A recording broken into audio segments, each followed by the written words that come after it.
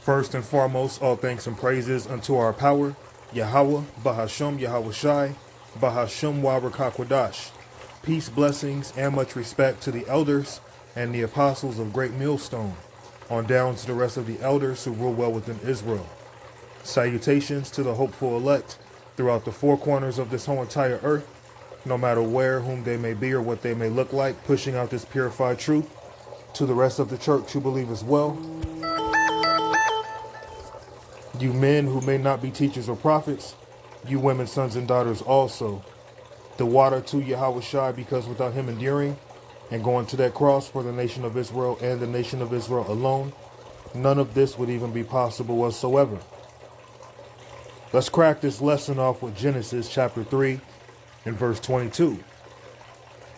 And the Lord power said, behold, the man is become as one of us, to know good and evil. And now, lest he put forth his hand and take also of the tree of life and eat and live forever. So what should you take from this? The Heavenly Father, he knows both sides. He operates both sides, good and evil. All right. So seeing that the man, speaking of Adam, has become as one of them, being as the Heavenly Father and the rest of the holy angels. Okay, the holy angels are perfect. The holy angels don't sin, but they know both sides. The Heavenly Father, well, he's the one who created everything through his only begotten Son. And once Adam followed after his wife, his eyes was opened to evil. So now he knew good and evil. He knew both sides, just as the Heavenly Father. This world will tell you that the Lord only controls good. He has nothing to do with evil. Now, the Lord's not going to tempt you with evil because he has no pleasure in it, but he did create both sides to have balance. Okay? The right hand and the left hand. One more time. And the Lord power said, behold, the man is become as one of us, to know good and evil. And now lest he put forth his hand and take also of the tree of life and eat and live forever. And how do you eat? You eat with your mind. The doctrines that you take in is likened unto diverse fruits. And really, there's only one fruit you should be eating of, and that comes from the tree of life. That comes from Yahweh, Yahweh Shai. So the point, though, the Heavenly Father operates both sides. Let's touch on Isaiah chapter 45. In verse 7, I form the light and create darkness. Now, when you look at light and darkness, they're contrary one from another. But the Heavenly Father created both. I make peace and create evil. So if you see people getting along, people are in unison, then on the other hand, you see someone at war with each other. You see division. You see warfare. You see a whole bunch of people, really at each other's neck. Well, the Heavenly Father operates both sides. He controls good and evil, light and dark, peace, and he also creates chaos. He creates evil. I form the light and create darkness. I make peace and create evil. I, the Lord Yahweh, do all these things. So our people have to stop limiting the Lord. The Lord operates both sides. He controls the left hand and he controls the right hand. Life and death come from him. Okay? Now let's go to the book of Hebrews chapter 10. And it's just baffling to me how even to this day people fear the devil more than they fear the Most High. When things happen, when fearful or dreadful things happen, they say, oh, the devil did it. The devil did it. No, the Most High did it. Yahweh Ba'ashem Yahweh Shai did it.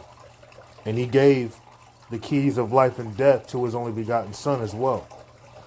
It is a fearful thing to fall into the hands of the living power. So it is a fearful thing to fall into the hands of the living power because he's the one that created good and evil. He knows both sides. Okay? Life and death come from him. He can bring your worst fears upon you.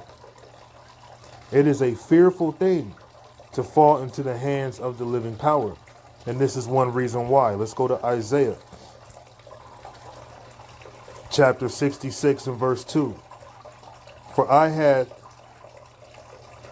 For all those things hath mine hand made, and all those things have been, said the Lord. But to this man will I look, even to him that is poor and of a contrite spirit, and trembleth at my word. So the Lord wants us to tremble at his word. Why would a man want you to tremble at his word if he's not fearful, if he's not terrible? The Heavenly Father is a terrible power. He is a dreadful power. He is a man of war. All right? And seeing that he's created everything, the type of man that he's looking for is lowly, a man of a broken spirit, a man that knows he needs Yahweh Ba'ashem Yahushai, a man that acknowledges he's in punishment, okay? And a man that trembles at his word, because he is a power to be feared. Verse 4, I also will choose their delusions and will bring their fears upon them. So this is one reason right here why you should fear the Heavenly Father and his only begotten Son. They can bring your worst fears upon you. Whatever your worst fear may be, in your mind you might think it's fairy tale. In your mind you might see it as a myth. The Heavenly Father could easily make it happen. Okay? I will choose their delusions and will bring their fears upon them. Because when I called, none did answer. And the Lord is calling, and our people are rejecting this word because they don't fear. When I spake, they did not hear, but they did evil before mine eyes and chose that in which I delighted not. And that's our people. They do what the Lord hates, but when it comes to pleasing the Lord, they don't know how to do that though. Okay? Hear the word of the Lord, ye that tremble at his word. And this is what the Lord wants. He wants us to tremble at these words. We should be in fear. We should be shaken up, hearing about the judgments, hearing about the terror of the Lord. That keeps us from sinning. Hear the word of the Lord, ye that tremble at his word. Your brethren that hated you and cast you out for my name's sake said, let the Lord be glorified, but he shall appear to your joy, and they shall be ashamed. But the point being, the Lord is going to choose people's worst spirits. He's going to choose their delusions. And he wants us to fear. He wants us to tremble at his word. Okay? This is Yahweh Ba'ashem Yahushai that we're talking about. Now let's go to Psalms chapter 47 and verse 2. For the Lord Most High is terrible. He is a great king over all the earth. Now let's go into that word terrible in Hebrews 33 and 72.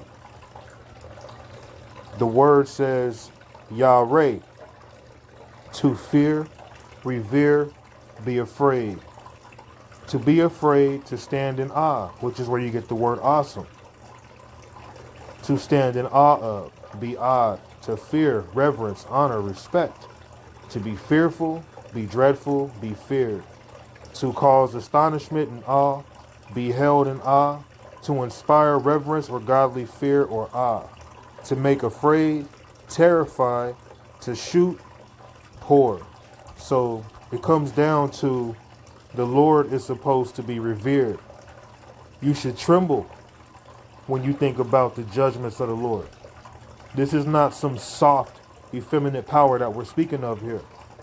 This is the masculine of all masculine that we're speaking of, the supreme power, okay, who sits on the throne. For the Lord Most High is terrible. He is a great king over all the earth. And this is the same man who created both sides. He created both good and evil. And the doctrines of this world, the ways of this world, what do they tell you? If it's evil, it comes from Satan. If it's good, then it comes from God. It comes from who they call God.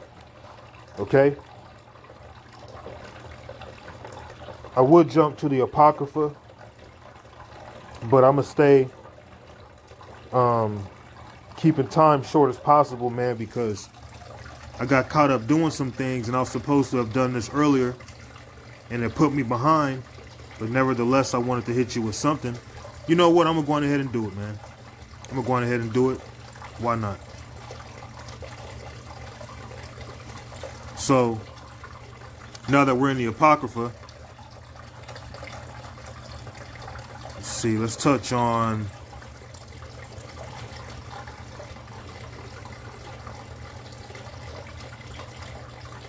Ecclesiasticus chapter 40, also known as the book of Sirach, and I want to say it's verse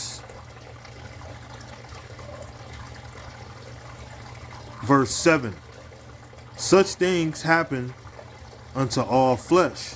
This is Sirach 40 and 8. Such things happen unto all flesh, both man and beast, and that is sevenfold more upon sinners, death and bloodshed, strife and sword, calamities, famine, tribulation, and the scourge. These things are created for the wicked, and for their sakes came the flood. So these things were created for the wicked. Now, who created them? The Heavenly Father created all these things. The same one that's going to bring people's worst fears upon them for going against him, for mocking his men. This is the Lord that we serve, man. Death and bloodshed, these things were created by the Lord and made for sinners. This is why we tell our people, man, the Lord is a power to be feared. He's the king of terrors. We tell our people about the terrors of the Lord and how, in their mind, they should be fully persuaded and knowing that he is not a power to be taken lightly. The book of Sirach, also known as the book of Ecclesiasticus, chapter 39 and verse 28. There be spirits that are created for vengeance, which in their fury lay on sore strokes. In the time of destruction, they pour out their force and appease the wrath of him that made them. Fire and hell and famine and death, all these were created for vengeance. So the Heavenly Father created both good and evil. Teeth of wild beasts and scorpions, serpents, and the sword punishing the wicked to destruction. So the Heavenly Father has created various judgments for the wicked. He created good and he created evil. So our people have to understand that when you give credit to Satan, when evil things happen, you're really discrediting the Lord. You're taking the Lord's glory from him. He's a power to be feared. He's the one to be he's the one to be reverenced. He's the one to be feared. He's the one to be set up and exalted on high, the highest of all highs, man. Yahweh Ba'ashem Yahushai. And you would be out of your mind to not fear that man. Okay?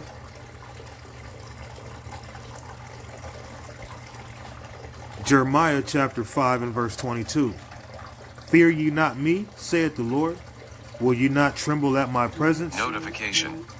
Which have placed the sand for the bound of the sea by a perpetual degree that it cannot pass it. And though the waves thereof toss themselves, yet can they not prevail. Though they roar, yet can they not pass over it. So when you look at how powerful the ocean is, even the ocean is in order. But you Israelites, for the majority of you, you're so rebellious, you're so out of your mind, okay? You really think the Lord can't just crush you with ease? You do all these rebellious things with no fear in your mind. But here it is, the ocean itself, which can swallow you, just totally consume you, have you disappear. Nobody be able to find you. Okay, just swallow you up. The Lord controls that. But yet you Israelites who are rebellious think you don't have to fear him. You think you can go against him and win? That's insanity. That is psychopathic. You're supposed to fear him. Okay? Because if you were to lay eyes upon him, you would tremble. You would probably tremble to your death. You should be trembling at these words alone. the words of the Lord that we're speaking, that the men are bringing out, that he has set up. Okay, because seeing that darkness has covered the earth, the Lord has set us up to shine this marvelous light upon our people, because lies have gone forth, man. Okay. Fear ye not me, saith the Lord Yahweh. Will ye not tremble at my presence, which I placed the sand for the bound of the sea, by a perpetual decree that it cannot pass it? And though the waves thereof toss themselves, yet can they not prevail. Though they roar, yet can they not pass over it. So the Lord Yahweh Ba'ashem Yahushai is a power to be feared. He created both sides. Okay? Good and evil. And the Lord has to be feared. Although he's merciful, he has to be reverenced. He has to be revered. So all praises to Yahweh Ba'ashem Yahushai. Shalom.